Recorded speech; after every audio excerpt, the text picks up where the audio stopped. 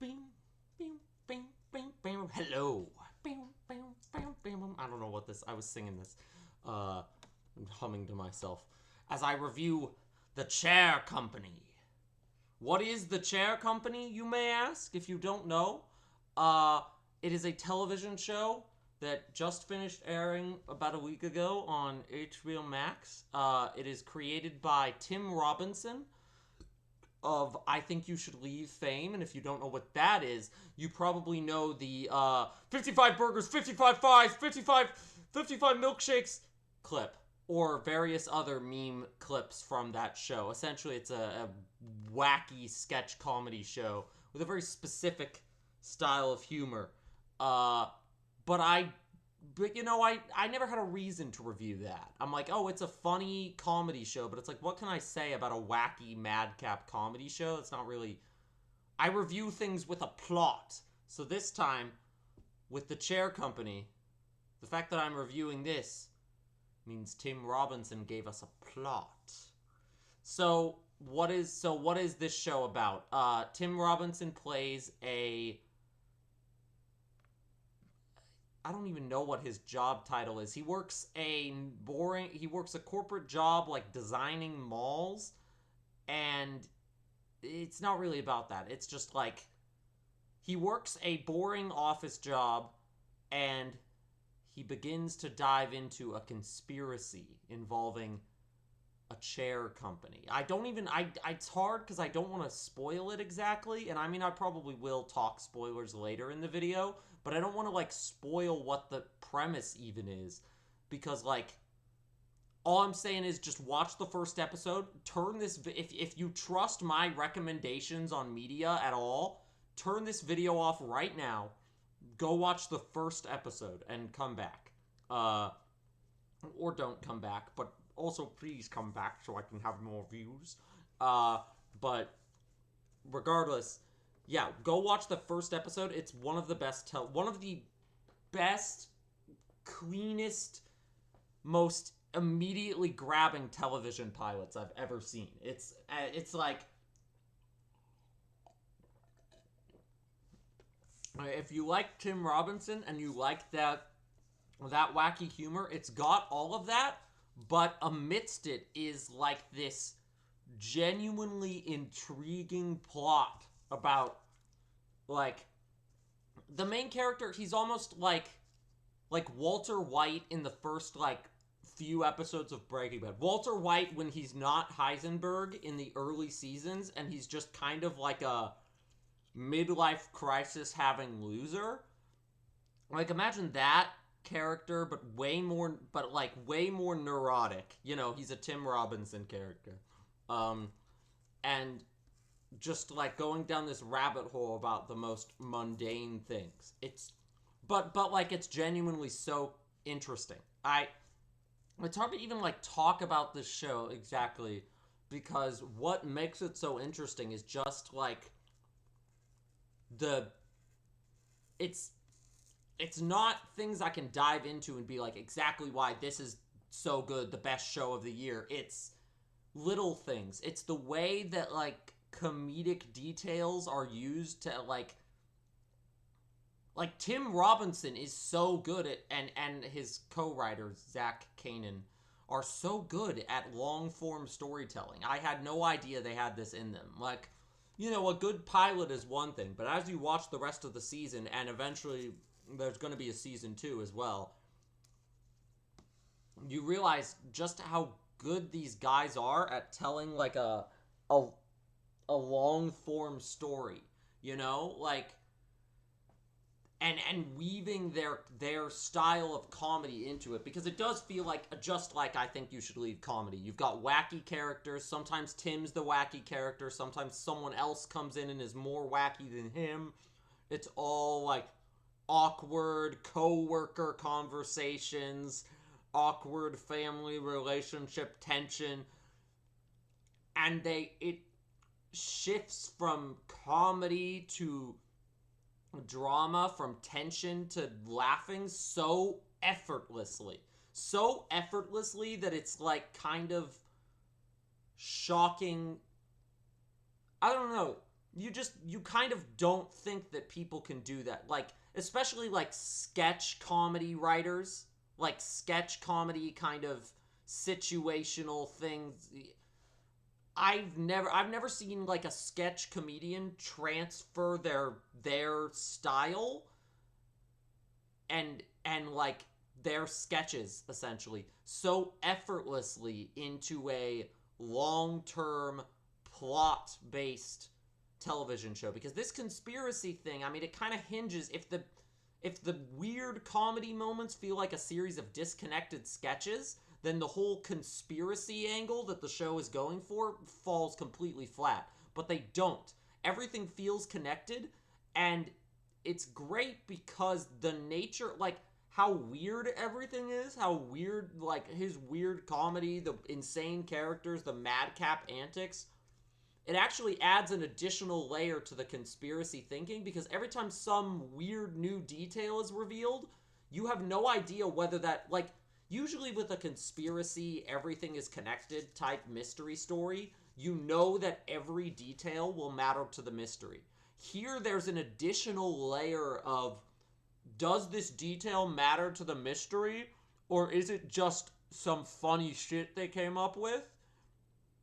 And you don't know. You never know. Even, like, there are details from the earliest episodes that then come back in the last episode, and you're like, oh, that actually mattered? I thought that was just, like, a funny, awkward B-plot, or, like, a gag moment. And they use that so well to, like, dole out these revelations that just, seemingly just keep coming. My worry after the pilot episode was, it's like, how quickly would this descend into just complete conspiracy madness, unreality? Or the alternative, how long can they, like, drag this out before it becomes unsatisfying? And the answer to both of those questions is more than a whole season. We went through a whole season, and even in the last episode, we were getting so many, like, big reveals. And yet it didn't feel like we were wasting time kicking our feet to get there. Like, if the story is constantly moving forward, if it's not revealing new things about the mystery, it's revealing new things about its characters, about Ron, Tim Robinson's character, about Mike, the henchman character that ends up helping Ron and sort of befriending Ron, or we're learning more about his daughter and her relationship, or his wife, and we're learning about all of these people mostly through the lens of him. There's not a lot of scenes that pull away from Ron and focus just on other characters. It's very focused on its central protagonist, but the way we can learn about the other characters through him, and the way he perceives them, doesn't always match what they're actually doing. It's really, really, really interesting, dramatic narrative stuff.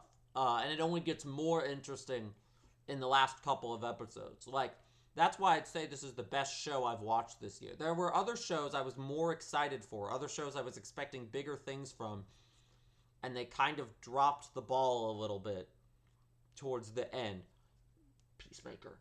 But this show, some of its best stuff comes at the end. There's also one episode in the middle that is just, like, hilarious. Like, Beau is Afraid, if you've seen that movie. Beau is Afraid levels of everyone is crazy. What are we doing? In one of the episodes in the middle of the season. And it's hysterical. Absolutely hysterical. So hysterical I went and watched the episode again, like, the next day. Like, this show is, like, one of the funniest shows I've ever seen.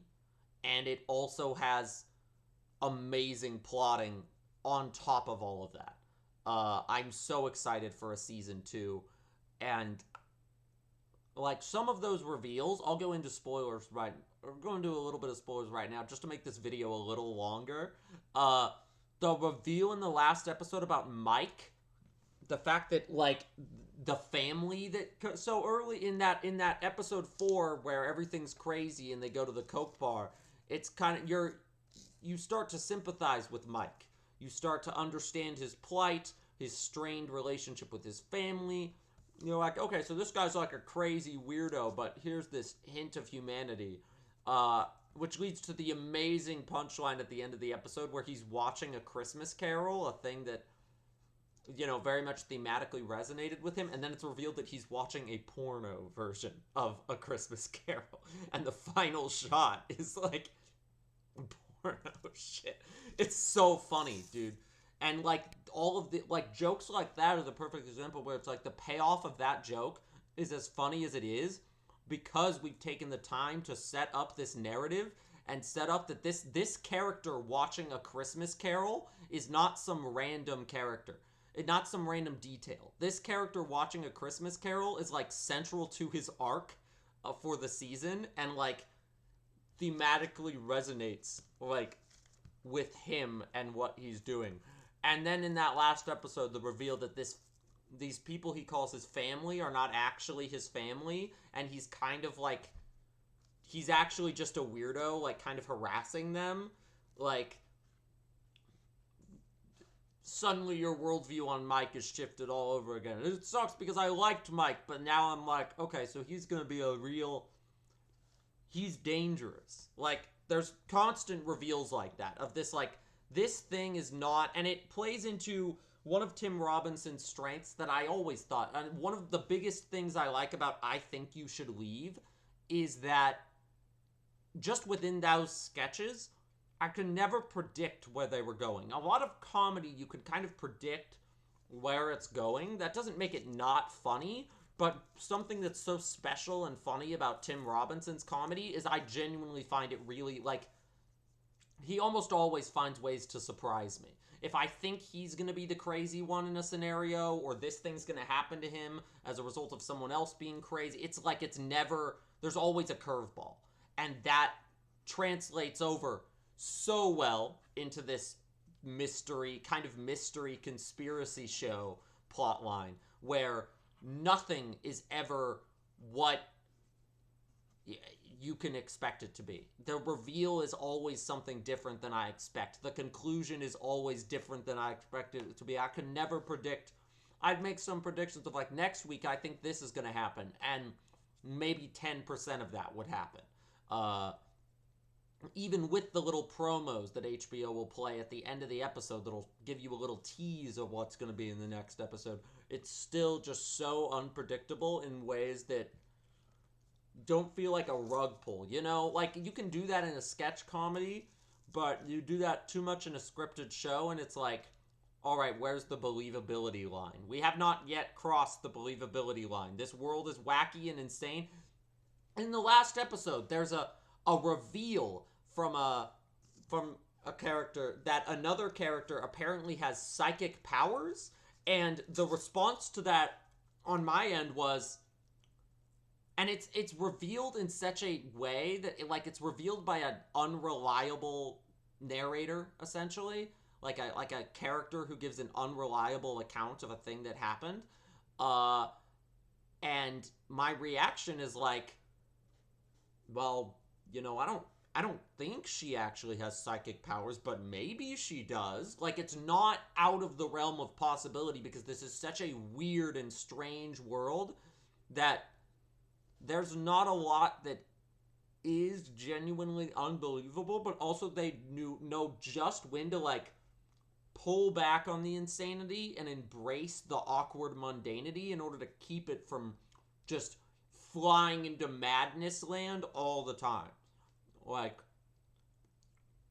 it's this balancing act, this tug of war they're pulling, even as things are ramping up. Though there's a lot of the flows of the episodes. So there'll be an episode where crazy shit is happening the whole time, and then there'll be a more low-key episode, which usually ends up focusing on Ron's relationship with his family, his daughter, his son, his wife, all of them having their own little issues and subplots that he sort of is interacting with. It'll focus more on his work, his boss, but even that is not how you expect. You think, oh, his boss is going to fire him because he's too sucked up in the chair company stuff.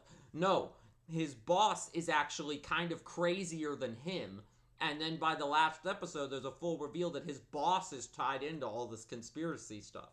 Like, it just always keeps you guessing, and I'm so excited for a an even more insane and even more keeping me on my toes, keeping me guessing season 2. Simply put, if you haven't watched The Chair Company, you need to watch The Chair Company, especially if you like I Think You Should Leave or anything Tim Robinson has ever made. It's very Lynchian too, if you like kind of David Lynchy stuff. If you like sort of awkward office comedies, there's a lot of that too. There's just, I think that even if you haven't seen I Think You Should Leave, this is a must-watch show for everyone to enjoy. And my personal favorite show of the year. Now, we'll see. There's still room for that to change. The Fallout show is getting a season 2 soon. But for now, it does stand at the top of the ladder. And I do watch a lot of TV shows each year, so that's saying something. But yeah, that's about all I have to say about The Chair Company. See you next time. Arrivederci!